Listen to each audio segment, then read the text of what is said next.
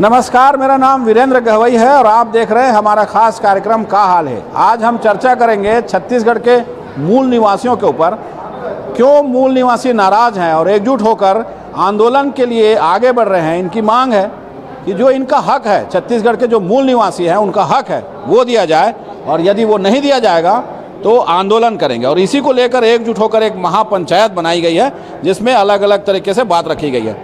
ये मूल निवासी महापंचायत है क्या? ये छत्तीसगढ़ में निवासरत मूल निवासी, जिसमें एसटी, एससी, ओबीसी जो मूल निवासी हैं यहाँ के, उनकी एक अलग अलग संगठन बनी है। उन सारे संगठनों को मिला करके एक महापंचायत बनाने का आज कोशिश किए हैं और उसमें सफलता मिल रही है।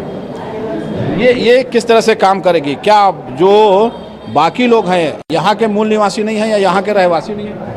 नहीं, यहाँ के जो मूल निवासी हैं वो एसटी, एससी, ओबीसी, बाकी लोग तो अभी बाहर से आए हैं। आज यहाँ का जो लगभग 20-15% आबादी जो है वो बाहर से आई है। 80% आबादी यहाँ की लोकल है। और यहाँ के लोकल लोगों की स्थिति ये है, सबसे ज़्यादा दयनीय स्थिति। अमीर धरती के गरीब लोग जिसको कहा जाता है कि यहाँ बॉक्साइट की कमी नहीं, यहाँ हीरा खदान है, यहाँ है कृषि, ऐसा कोई चीज़ नहीं है जो छत्तीसगढ़ में नहीं है। यहाँ तक कि जब ये मध्य प्रदेश में था, बरार में था, तो यहाँ के संसाधनों से दूसरे प्रदेश का खर्चा चलता था। लेकिन आज हमारा प्रदेश स्वतंत्र हुआ, छत्तीसगढ़ बना, लेकिन छत्तीसगढ़ जब बना उसके बाद आज स्थिति यह है कि छत्तीसगढ़िया लोगों के हाथ में कुछ भी नहीं है। सत्ता में जो लोग छत्तीसगढ़ के लोग बैठे हैं उनके हाथ में पट्टा बंधा है, उनके गले में पट्टा बंधा है। वो सरकार के खिलाफ अगर गलत भी हो रहा है तो बोलने की स्थिति में नहीं है। अंदर से जरूर बोल रहे हैं कि नहीं गलत हो रहा है, गलत हो रहा है, लेकिन खुल के बोलने की स्थिति में नहीं है। आज इसीलिए समाज को खड़ा होना पड़ेगा। जब जब इस देश में या इस प्रदेश में कभी भी कोई बात आई या इसके ऊपर अत्याचार अन्याय हुआ तो समाज ही खड़ा हुआ। और आज सभी समाज को हम खड़ा करने का प्रयास कर रहे हैं और महापंचायत के माध्यम से इसको जोड़ करके छत्तीसगढ़िया लोगों का जो मूल अधिकार है, चाहे वो ज़मीन का मामला हो। आज देखेंगे आप, ज़मीन बिकता था, मकान बिकता है। आज यहाँ पे लगभग लाखों एकड़ ज़मीन दूसरे प्रदेश के लोग आके खरीद लिए। आज हमारे पास ज़मीन धंधा करने अपने खुद के ज़मीन के लिए जगह नहीं है। तो ऐसी स्थिति में हमारा जो मूल जो शासन प्रशासन में आज देख लीजिए, अधिकार नियम लगा रहे हैं, सामाजिक बहिष्कार अधिनियम ला रहे हैं। तो कभी वो अभी कितने सारे भाषण में सुने कि सब समाज के लोगों के साथ जो दोहन हो रहा है। तो ऐसे चीज़ों के लिए हम लोग आज सोच रहे हैं कि इसके लिए एक महापंचायत बनाई जाए। जैसे राजस्थान उधर खाप पंचायत बना है, वैसे ढंग के यहाँ एक समाज का महापंचायत बने और हम छत्तीसगढ़िया लोगों के लिए संघर्ष करें। आज यहाँ जो मूल निवासी, आज भी आप देखेंगे आप, यहाँ के लोग रोजी रोटी करने दूसरे जगह जा रहे हैं, दूसरे प्रदेशों में जा रहे हैं, जबकि यहाँ संसाधनों से कोई कमी नहीं है, कोई बेसिक नहीं है। आज यहाँ बड़ी बड़ी उद्योग, बड़े बड़े उद्योग लग रहे हैं, बड़े बड़े धंधा लग रहे हैं, लेकिन वहाँ लोकल लोगों को नौकरी से मजदूरी में मिल जाएगी तो काफ़ी है। जितने बड़े पद हैं, ठेकेदार हैं। मैं एक दिन बात आई कि बोले यार यहाँ लोगों को किसानी करना चाहिए, पैतृक व्यवसाय करना चाहिए। तो मैं कहा हम लोग तो पैतृक व्यवसाय करेंगे, गाय चराएंगे, भैंस चराएंगे, गोबर निकालेंगे, लेकिन बाकी लोग क्या करेंगे? सिर्फ ठेकेदारी करेंगे यहाँ आके। तो बाहरी प्रदेश के लोग यहाँ ठेकेदारी करेंगे और हमको हमारी सरकार पैतृक व्यवसाय सिखा रही है। बिल्कुल। क्या ज़रूरत पड़ी है इस महापंचायत को बनाने की? क्या मूल निवासी जो यहाँ के हैं, जो यहाँ के रहवासी हैं, उनको उनका जो मूलभूत अधिकार है वो नहीं मिल पा रहे क्या इस प्रदेश में? मूल निवासी कौन है इसको आदरणीय महोदय जी आप भी अच्छी तरीके से जानते हैं। पूरे भारत में कहें तो 85% मूल निवासी हैं और छत्तीसगढ़ की बात करें तो 97% मूल निवासी है। डीएनए से साबित हो चुका है। और दूसरी बात, हम मूल निवासी की बात करते हैं तो जो मूल निवासी है वो यहाँ आए हैं, जो मूल निवासी नहीं है वो नहीं आए हैं। सीधा सा परिभाषा है। मूल निवासी की यही परिभाषा है। आप बोलोगे कि मूल निवासी इकट्ठा होना है तो जो मूल निवासी है वो इकट्ठा हो जाता है, जो मूल निवासी नहीं है वो इकट्ठा नहीं होता। और दूसरी बात, आज यहाँ पे मूल निवासी लोग ही भारत के रहने वाले लोग, छत्तीसगढ़ के रहने वाले लोग, उनका जल जंगल ज़मीन लूटा जा रहा है। यहाँ ओबीसी का आरक्षण राजभवन में धूल खाते हुए पड़ा है और कहने के वहाँ आदिवासी सीएम है। पूरा हसदेव जंगल जो है काटा जा रहा है, पूरा बैलाडीला का पहाड़ जो है काटा जा रहा है। और कहने को यहाँ ओबीसी के बहुत सारे मंत्री हैं, ओबीसी के यहाँ सांसद है, ओबीसी के यहाँ पे केंद्रीय राज्य मंत्री है, लेकिन ओबीसी सबसे ज़्यादा यहाँ पे दुखी है। आदिवासी यहाँ जलाए जा रहे हैं, सरगुजा में आदिवासी को जिंदा जलाया जा रहा है। तो इसीलिए तो ये कहा गया कि जो यहाँ के मूल निवासी है, आदिवासी मुख्यमंत्री बनाया गया, ओबीसी जो है मंत्री हैं जैसा आप कह रहे हैं, फिर भी सुनवाई क्यों नहीं हो रही? वो जात का आदिवासी है, लेकिन वो भाजपा आरएसएस, क्योंकि असली प्रधानमंत्री कहने के लिए कहा जाए तो मोदी नहीं है, असली प्रधानमंत्री मोहन भागवत है। वहाँ नागपुर से संचालित होता है कि कौन क्या मंत्री बनेगा, कौन सड़क मंत्री बनेगा, कौन शिक्षा मंत्री बनेगा, कौन कहाँ का मुख्यमंत्री बनेगा, और जो यस मैन रहेगा वही मुख्यमंत्री बनेंगे। तो विष्णुदेव साय यस मैन है, वो केवल रबर स्टाम्प है। असली में जो है आरएसएस के लोग पूरे प्रदेश को, पूरे देश को चला रहे हैं। और इसीलिए अभी जैसे एक आरएसएस, एक संघी धर्मेंद्र प्रधान को हटाए, दूसरा संघी प्रहलाद जोशी को ले आए, यही इनका उस जो ये व्यवस्था मान लो बनी है, आप लोग जो मूल निवासी को अधिकार दिलाने की बात कह रहे हैं, क्या अधिकार चाहिए जो मिल नहीं रहा है? किस तरह का अधिकार चाहिए? हमको हमारा शिक्षा व्यवस्था 10,500 स्कूल, सरकारी स्कूल बंद कर दिए। सरकारी स्कूल में कौन पढ़ता है? मूल निवासियों के बच्चे पढ़ते हैं। तो इनकी साजिश है कि बड़े बड़े कारपोरेट के प्राइवेट स्कूल चालू करो, तो जिनके पास पैसा है वो पढ़ाए, बाकी अनपढ़ रहे। सरकारी हॉस्पिटल मेकाहारा और सिम्स खुद ही बीमार है, तो मूल निवासी के बच्चे यहाँ जाएं, और प्राइवेट में जाएं तो घर खेत बेचें, घर खेत भी बिके, उसके बाद मरें। तो प्राइवेट हॉस्पिटल जो है पूरा लूट का अड्डा है, प्राइवेट स्कूल लूट का अड्डा है। तो इसलिए हमारा न्यायपालिका में, कार्यपालिका में, व्यवस्थापिका में, प्रेस में, कहीं पर भी हमारा मूल निवासियों का स्थान नहीं है। और हमको आपस में लड़ाने के लिए एक नया असंवैधानिक विधेयक लाए हैं, कानून लाया है, धर्म स्वतंत्र अधिनियम। भाई संविधान में पहले से लोगों को ये स्वतंत्रता प्राप्त है कि मेरी मर्जी, मैं चाहे मुस्लिम बनूं, मैं चाहे सिख बनूं, मैं चाहे ईसाई बनूं, मैं चाहे बौद्ध बनूं, जैन बनूं, पारसी बनूं। और वैसे सबसे बड़ा धर्म परिवर्तन तो हिंदू लोग कर रहे हैं। कभी इसका नाम वैदिक धर्म रखते हैं, फिर उसको बदल के फिर इसको हिंदू कर देते हैं। अब आजकल हिंदू भी नहीं बोल रहे हैं, सनातन बोल रहे हैं। तो सबसे बड़ा धर्म परिवर्तन, खुद जो धर्म परिवर्तन की बात ईसाइयों पे आरोप लगाते हैं, वो खुद धर्म परिवर्तन कर रहे हैं। आप लोग इसको कैसे दूर करेंगे, इस असमानता? हम कहते हैं कि ये सब की कोई ज़रूरत नहीं है। भारतीय संविधान ने हमको धर्म स्वतंत्रता दिया हुआ है, हमारी मर्जी, हम जहाँ रहें। और वैसे भी धर्म और अध्यात्म जो है ये घर का चीज़ है, ये निजी मामला है, ये जो है सड़क का और बाजार का मामला नहीं है। सरकार का काम ये नहीं है कि कौन कौन सा धर्म को मानेगा, कौन कौन सा धर्म को नहीं मानेगा, ये सरकार का काम नहीं है। जी, आप लोग भी आए हैं, महिलाएं बड़ी संख्या में पहुंची हुई हैं। आप लोग किस तरह की मांग रख रहे हैं? क्या जो मूल निवासी है उनकी बातें नहीं सुनी जाती है? उनकी बातों को जब आप लेकर जाते हैं, कोई बात लेकर जाते हैं, तो क्या उसकी सुनवाई नहीं होती? इस वजह से इसकी ज़रूरत पड़ी कि एक महापंचायत बनाया जाए और फिर कोई आंदोलन का रुख अपनाया जाए। अभी तो हम महापंचायत अपना रहे हैं, फिर ये बड़ी संख्या में आंदोलन का रूप लेंगे, क्योंकि हमारी जो मांगे हैं अगर वो पूरा नहीं होगा तो हम सब महापंचायत लेके आगे बढ़ेंगे और ये आंदोलन का रूप धारण करेंगे। किस तरह की मांग है, क्या चाहते हैं? देखिए, हम जो है छत्तीसगढ़िया सबले बढ़िया बोला जाता है। आज हम छत्तीसगढ़िया कहाँ हैं? हम पूछ रहे हैं। आज हम पहली से लेके 10वीं 12वीं तक हमको कौन पढ़ाए हैं? शिक्षा कौन दिए हैं? लाल मैडम और कोई क्रिश्चियन मैडम पढ़ाए हैं। तो हमारा धर्म परिवर्तन नहीं हुआ। आज कैसे धर्म परिवर्तन हो गया? हम 40, 45, 50 साल की उम्र होने वाली है, हम पढ़ाई किए हैं, हम क्रिश्चियन ही लोग पढ़ाए, क्रिश्चियन स्कूल में ही पढ़े हैं, तो हमारा धर्म परिवर्तन नहीं हुआ। जो है वही है। तो आज क्यों हमारे लोग को बोला जा रहा है? कौन करा रहा है ऐसा कि आपस में लड़ाने का काम? ये जो कह रहे हैं, आज जो कोर्ट में चल रहा है कि जैसे हमको देखो, हम कहीं दुआ मांगने जा रहे हैं, अपनी इच्छा से जा रहे हैं ना, हमको कोई बुलाया तो नहीं जा रहा है। अगर हमको कोई सहयोग कर दे रहा है, अगर हमको देखो, आप अगर सहयोग कर रहे हैं तो उनको बोला जा रहा है कि धर्म परिवर्तन। हमको दुख है, हम गरीब हैं, हमारे बच्चे को कोई अगर पढ़ाने के लिए पैसा दे दिए तो धर्म परिवर्तन हो गया। ये क्या है? पहले ऐसे नहीं था। 2014 से ये चालू हुआ है धर्म परिवर्तन। ये क्या है? हम तो नहीं जानते कोई धर्म परिवर्तन, क्यों ऐसा आज बोला जा रहा है?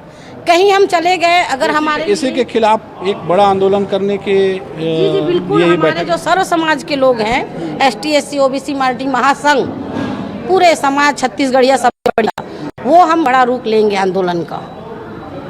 हमारी मांगे हैं शिक्षा, रोजगार, और जो आदिवासी हैं जिनकी पेड़ की कटाई हो रही है उसको रोका जाए। आज जबरदस्ती बड़े लोग, लैलूंगा में देखा जाए ना, लैलूंगा में क्या है, जो जमीन रोड के लिए निकाला जा रहा है, बोलते हैं 4 वेल बनेगा। वो जो गरीब लोग बसे हुए हैं उनको हटा के उनके खेतों को जबरदस्ती अगर नहीं दिया जा रहा है तो जबरन दस्तखत ले रहे हैं अंगूठे का और उनको जेल में डाला जा रहा है। क्या है ये? क्यों ज़रूरत पड़ रही है कि जो मूल निवासी है वो घर से बाहर निकले और सड़क पर आकर आंदोलन करें? मूल निवासियों का तो अधिकार है, यहाँ रहते हैं, यहाँ उनकी सरकार है, सत्ता है, फिर आंदोलन की क्या ज़रूरत है? ठीक बोल रहे हैं गवाई जी। जब छत्तीसगढ़ बना तो हमें ऐसा लगा कि अब यहाँ छत्तीसगढ़ के मूल निवासियों की जो ज़रूरत है, जो बेसिक ज़रूरत है, शिक्षा, स्वास्थ्य, कृषि, ये पूरा होगा। और तब भी और भी महसूस लगने लगा कि इस साल भारतीय जनता पार्टी की सरकार आई, आदिवासियों को मुख्यमंत्री बनाए, OBC को बनाए, SC को बनाए और सेठ बनिया ब्राह्मणों को थोड़ा किनारे करे, तो लगा कि अब छत्तीसगढ़िया वाले लोगों की राज आएगा। परंतु ये भ्रामक लगा हमको, ये मिथ्या लगा।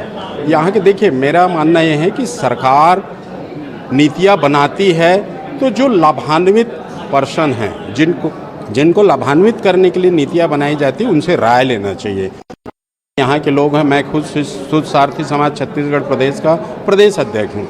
आज मैं करीब 8 महीने से 4-5 लेटर मुख्यमंत्री के पास सौजन्य मुलाकात अपनी छोटी मोटी समस्याओं के लिए लेटर लेके गया हूँ। इनके माननीय विधायक महोदय के माध्यम से भी गए हैं। हमारे रमेश यदू जी, हम लोगों ने भी लेटर दिया है कि सर्व समाज के तरफ से एक डेलीगेशन होना चाहिए, हमारी समस्याओं पे टेबल टॉक होना चाहिए। वो नहीं हो पा रहा। अगर टेबल टॉक हो जाए, सरकार और जनता के बीच, मूल निवासियों के बीच जो गतिरोध है खत्म करने का एक बहुत बड़ा अगर कोई जरिया है तो टेबल टॉक। हमको बुलाना चाहिए, आमंत्रित करना चाहिए। और नहीं बुलाते तो हम जाना चाहते हैं, हम आवेदन निवेदन दे रहे हैं, नहीं बुला रहे हैं, हमारी ज़रूरत सुने, हमारी ज़रूरत के अनुसार वो कार्य योजना बनाए, उसका इम्प्लीमेंटेशन हो। आप देख रहे हैं हाईवे के मल्टीनेशनल कंपनियों के लिए, बड़े बड़े ठेकेदारों के लिए कार्य योजना बन रहा है, बड़े बड़े फैक्ट्रियां आ रही है, बड़े बड़े हाईवे बन रहे हैं। उससे कौन लाभान्वित होगा? छोटा किसान लाभान्वित नहीं होगा, आदिवासी नहीं होगा, अनुसूचित जाति नहीं होगा। उससे कहीं ना कहीं होगा तो पूंजीपति वर्ग ही होगा। अगर हाईवे से बड़े बड़े रोजगार चलेंगे तो पूंजीपतियों पर। ये बात आप जब सरकार को समझाते हैं, उनके नुमाइंदों को समझाते हैं, सरकार समझती नहीं है, सुनती नहीं है क्या? देखिए, सरकार बिल्कुल भी नहीं सुनती। मैं आपको बता रहा हूँ ना, हम आवेदन दे रहे हैं कि हमको बुलाइए, हमारी समस्याओं को सुनिए, हमारे समाज की समस्या सुनिए, यहाँ के जो मूल निवासी हैं, जो यहाँ के लेबर बन के रह गए, उनकी समस्या सुनिए। और इसीलिए ज़रूरत पड़ी कि हम यहाँ पे एकजुट हों और प्रदर्शन के जरिए हल्ला बोल करके सरकार को सचेत करें। हमारा मानना है कि सरकार सोचे, मुलाकात करे। 2.5 साल से ज़्यादा होने वाली है भाजपा सरकार की, हमसे मुलाकात नहीं कर रहा, हमारी समस्याओं को नहीं सुन रहा, हमारे लोगों की समस्याओं को नहीं सुन रहा, इसलिए हम एकजुट हुए। ये कह रहे हैं कि सरकार के 2.5 साल हो गए, आपकी जो समस्या है उसको सुनी नहीं जा रही है, इस वजह से आप एकजुट हो रहे हैं। और ये ज़रूरत आन पड़ी है कि अब सब लोग एकजुट हो जाए, जिनकी बातें नहीं सुनी जाती है, और सरकार पर दबाव बनाए। क्या ऐसी स्थिति है देश में, प्रदेश में? जी, देश में प्रदेश में ऐसी स्थिति है। जैसे अभी धर्म स्वतंत्र कानून 2026 लाया, वो पूरा एक समाज के खिलाफ है, उसको फांसी चढ़ाने की सरकार प्लान करके लाई है। और फर्जी ग्राम सभा करके आदिवासी क्षेत्रों को रही है उद्योगपतियों के हाथों। पिछड़ी जाति का 2 दिसंबर सन 2022 को 27% रिजर्वेशन पास विधानसभा में करा के राज्यपाल के पास भेजा गया। आज तक राज्यपाल रोक के रखा हुआ है। और पूरे SC ST OBC माइनॉरिटीज़ जो समाज है, उसको अलग अलग बड़े पैमाने पर सत्ता में बैठे लोग कानून बना करके प्रताड़ित करने का काम कर रहे हैं, जिसको लेकर के आज हम लोगों ने मूल निवासी संघ के माध्यम से मूल निवासी महापंचायत लगाया। लगभग 20 संगठन के लोग, छत्तीसगढ़ के सामाजिक संगठन के लोग आज शामिल हुए। हम रणनीति बना रहे हैं कि पूरे छत्तीसगढ़ को जाम करेंगे और इस तरीके का जो ये सरकार बर्बरता जो कर रही है समाज के साथ, उसको बर्दाश्त नहीं करेंगे। आप अधिवक्ता हैं, कानून के जानकार हैं, क्या कानून में ऐसा कोई प्रावधान नहीं है कि अपने हक के लिए सड़क की लड़ाई के बजाय कानूनन कोई लड़ाई लड़ी जाए? देखिए, कानूनी लड़ाई है, लेकिन कानून में अभी जैसे अभी एक मंत्रोच्चार का जो सरकार का सर्कुलर आया, उस पर हाई कोर्ट गए। बड़ा आश्चर्य का बात है कि हाई कोर्ट ने कहा कि हमारे पास सबूत नहीं है अभी कि कहीं पर मंत्रोच्चार का पालन। अरे सबसे बड़ा सबूत तो सर्कुलर है, शासनादेश है, वो उसको सबूत नहीं मान रहा है और उसको खारिज कर दिया। तो ये जो है न्यायालय भी कहीं न कहीं जो है सरकार के पक्ष में काम कर रहा है और जनता के संवैधानिक अधिकारों का हनन कर रहा है। इसलिए ये न्यायालय भी हमारे साथ नहीं है। इसलिए हमारी मजबूरी है कि हम पूरे छत्तीसगढ़ में बड़ा आंदोलन करके और हम पूरे छत्तीसगढ़ को जाम करें और अपना जो हमारे खिलाफ जो षड्यंत्र सरकार कर रही है कानूनों के माध्यम से, उसको हम ख़त्म करें। ये ज़रूरी हो गया है क्या सबको एकजुट होना? और जिस तरह से कह रहे हैं कि कोई बात जब ना सुनी जाए तो एक ही रास्ता बचता है, वो जन आंदोलन का। तो ये ज़रूरी हो गया है क्या कि एक बड़ा जन आंदोलन करा जाए, तभी आपकी बात सुनवाई होगी? ना बैठकें हो रही है, ना सत्ता पक्ष के लोग आपसे संपर्क में आ रहे हैं। ऐसी स्थिति है क्या इस प्रदेश में? जी हाँ, ऐसी स्थिति बन गई है। हमारे ढेर सारे रैली या प्रदर्शन हुए, लेकिन हमारे लोग को नहीं बुलाया जा रहा है। परिस्थितियाँ हमारी ख़राब हो गई हैं। अब संघर्ष का रास्ता है आखिरी रास्ता, और कोर्ट का आखिरी रास्ता है। हम जा रहे हैं कोर्ट भी, सुप्रीम कोर्ट तक हम लगाए हैं। 2-2 साल हो गए इसी कानून को पास हुए। वहाँ के क्या समस्या है? आप लोग चाहते क्या हैं? क्या होना चाहिए यहाँ पे? यूपी के जेल में हमारे लोग, पास्टर लोग 2-2 साल से जेल में हैं अभी भी। न्याय नहीं मिल पा रहा है। सुप्रीम कोर्ट, हाई कोर्ट सब हो चुका है, लेकिन हमको न्याय नहीं मिल रहा है। तो आखिरी रास्ता हमारे के लिए यही बच रहा है कि हम धन्यवाद देता हूँ मैं मूल निवासी लोगों का कि जन जंगल ज़मीन में हम सब मिलकर साथ हैं, एक साथ, और हमारी लड़ाई को भी उठा रहे हैं बोझ। ढेर सारी लड़ाई है हमारी, ज़मीन का है, बहुत सारा है। जन संघर्ष मोर्चा ढेर वचन है, हम लड़ रहे हैं सबके संग मिल के। हमारी बात को इन लोगों ने सुना और हमारे लड़ने के लिए खड़ा हुए हैं। जी, कुछ युवा भी हमारे साथ हैं। युवाओं की क्या समस्या है? जैसे हम देख रहे हैं दिल्ली में एक बड़ा आंदोलन हो गया, युवाओं की समस्या इस प्रदेश में भी है क्या? जी बिल्कुल, इस प्रदेश में भी है।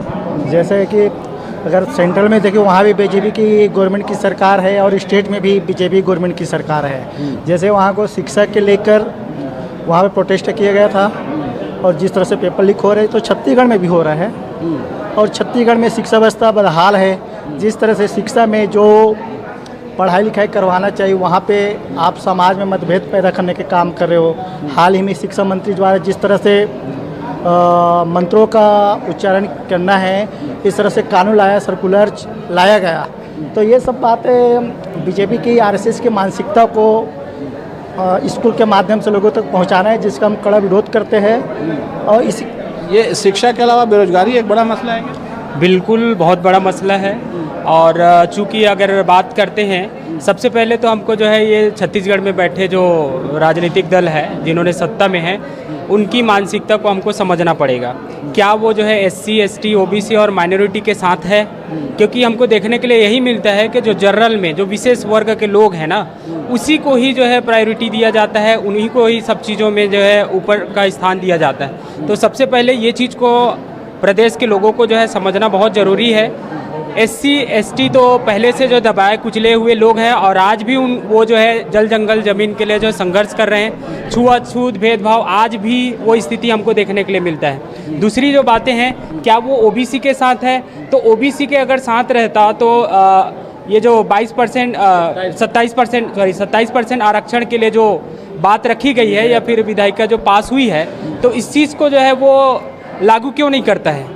कब के जो OBC वर्ग और भी अनेक वर्ग के लोगों ने इस बात को लेकर जो है आंदोलन किया। हमने भी मूल निवासी संघ के द्वारा आंदोलन किया, लेकिन उसको भी जो है सरकार नहीं सुन रहा है। तो इससे ये स्पष्ट होता है कि उनकी मानसिकता जो है SC, ST और OBC वर्ग और माइनॉरिटी के साथ जो है वो पूरी तरह से उनको दबाने और कुचलने का ही मानसिकता देखने के लिए हमको मिलता है। ये लग रहा है कि अब सत्ता से सीधे ज़मीन से लड़ाई का रास्ता अपनाना पड़ेगा, यही आखिरी रास्ता है? यही आखिरी रास्ता हम लोग के लिए, काहे कि बहुत दिनों से हम लोग प्रताड़ित हो रहे हैं। एसटी, एससी और ओबीसी और माइनॉरिटीज़ के लोगों के साथ सौतेला व्यवहार किया जा रहा है सरकार के द्वारा। इसलिए हम चाहते हैं कि अब बहुत हो गया, अब हम ज़मीनी स्तर पर लड़ाई लड़ेंगे और अपना हक अधिकार लेंगे।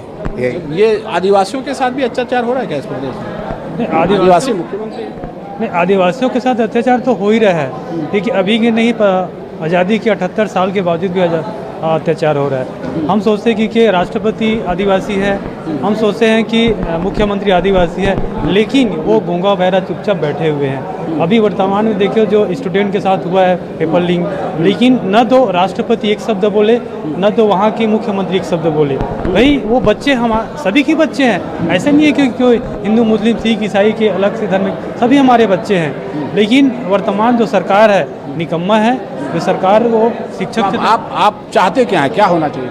मैं चाहता हूँ कि सबको समानता अधिकार मिले, शिक्षा सम्मान मिले और सभी स्कूलों में एक शिक्षा स्तर अच्छे होना चाहिए, यही चाहता हूँ। ये कह रहे हैं कि शिक्षा का स्तर अच्छा होना चाहिए, समानता का अधिकार मिलना चाहिए। समानता का अधिकार जो कि संविधान में है, संवैधानिक अधिकार में नहीं मिल रहा है क्या यह? सर देखिए, समानता की अधिकार की तो बात करते हैं सब, लेकिन वास्तव में समानता नहीं मिलती। आज भी दलित, शोषित स्कूल के बच्चों के साथ अन्याय होता है और हो रहा है देश में, उसको दबा दिया जाता है।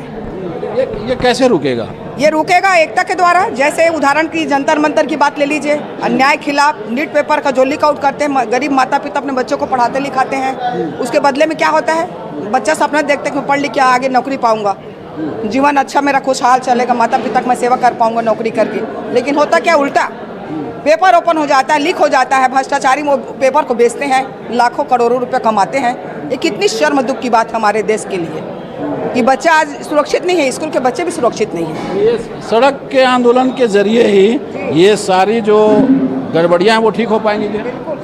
हाँ, हो सकेगा, बिल्कुल हो सकेगा, क्योंकि हम देखते हैं ना, जब से मोदी सरकार आए और शायद सरकार, तब से यहाँ पे कानून व्यवस्था पूरी तरह चरमरा गई है। और हम देखते हैं जल जंगल जमीन है नहीं, आज पूरा काटा जा रहा है। एक आदमी के अपना खुद का पेड़ का काट दे तो उसकी जमानत नहीं होती है। इतना सारी पेड़ हजारों लाखों काटी जा रही छत्तीसगढ़ में, पूरा इंडिया में तो कुछ नहीं है। किसी शख्स ने अच्छा नारा दिया था हमारे हिंदुस्तान के लिए, हिंदू मुस्लिम सिख आपस में भाई भाई, तो कहाँ का बैर भाव उत्पन्न कर रहे हैं लोग ये शासन आने के बाद। सबको आपस में मिलकर रहना चाहिए, सबको समानता का अधिकार मिलना चाहिए। अभी जंतर मंतर तो हर बातों में सांस से उनके ऊपर कार्रवाई की जा रही है।